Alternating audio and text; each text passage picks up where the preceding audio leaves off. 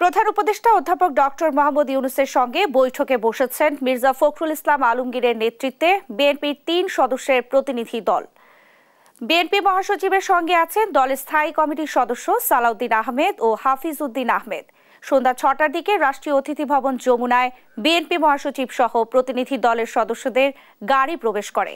দেশের চলমান রাজনৈতিক অর্থনৈতিক পরিস্থিতি, দ্রব্যমূল্যের ঊর্ধ্বগতি নিয়ন্ত্রণ, পতিত ফ্যাসিস্টের নানামুখী ষড়যন্ত্র, সংস্কার ও নির্বাচনের বিষয় নিয়ে আলোচনার কথা রয়েছে বৈঠকে।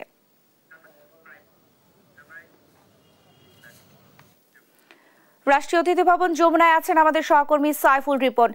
সরাসরি যুক্ত হব তার সঙ্গে। রিপন, বৈঠকের সর্বশেষ খবর আমাদেরকে জানাবেন, আর প্রধান উপদেষ্টার সাথে বিএনপির বৈঠকে কি কি বিষয় নিয়ে আলোচনা হতে পারে বিস্তারিত জানাবেন।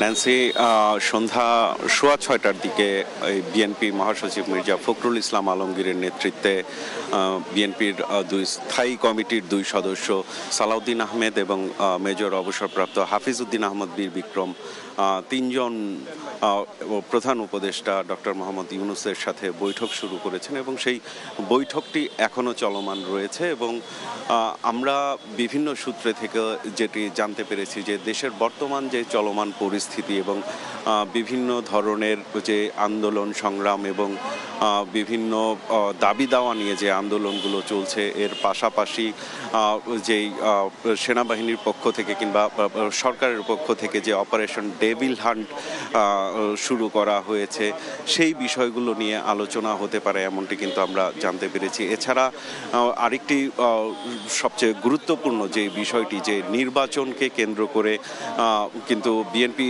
শুরু থেকেই যেই দাবিটি করে আসছিল যে সংস্কারের জন্য যতটুকু সময় লাগে তার সেটি দেওয়া হবে যৌক্তিক যেই সময়, সেই সময় কিন্তু বিএনপির পক্ষ থেকে দিতে যাচ্ছে। কিন্তু নির্বাচনের একটি রোড ম্যাপ কিন্তু তারা দাবি করছে এবং এই নির্বাচনের ইস্যুটি নিয়ে গুরুত্বপূর্ণ আলোচনা হতে পারে বলে আমরা জানতে পেরেছি। এবং এর পাশাপাশি যেই দ্রব্যমূল্যের ঊর্ধ্বগতি এবং দেশব্যাপী যে বিভিন্ন ধরনের ষড়যন্ত্র চলছে, সেই ষড়যন্ত্রগুলো নিয়ে কিন্তু কথা হতে পারে এমন ধরনের কথা আমরা জানতে পেরেছি। এবং এর পাশাপাশি যেই অপারেশন ডেভিল হান্ট এবং পাশাপাশি যেই কয়েকদিন আগে ঘটে যাওয়া সারা দেশব্যাপী যে আওয়ামী লীগের নেতাদের বাড়িতে ভাঙচুর এবং অগ্নিসংযোগ বিভিন্ন ঘটনা ঘটেছে, সেই ঘটনার প্রেক্ষিতে যে বিএনপির যে দলীয় অবস্থান,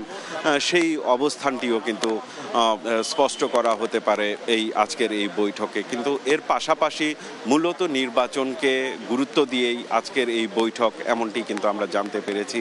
এবং বৈঠক শেষে বিএনপি মহাসচিব মির্জা ফখরুল ইসলাম আলমগীর গণমাধ্যমে কথা বলার কথা রয়েছে এবং আমরা তার বক্তব্যের মধ্য দিয়ে জানতে পারবো আলোচনার আর কি কি বিষয়বস্তু নিয়ে আলোচনা হয়েছে। ন্যান্সি, এরপর আপনাকে ধন্যবাদ। দর্শক, রাষ্ট্রীয় অতিথি ভবন যমুনা থেকে আমাদের সঙ্গে যুক্ত হয়েছিলেন আমাদের সহকর্মী সাইফুল রিপন।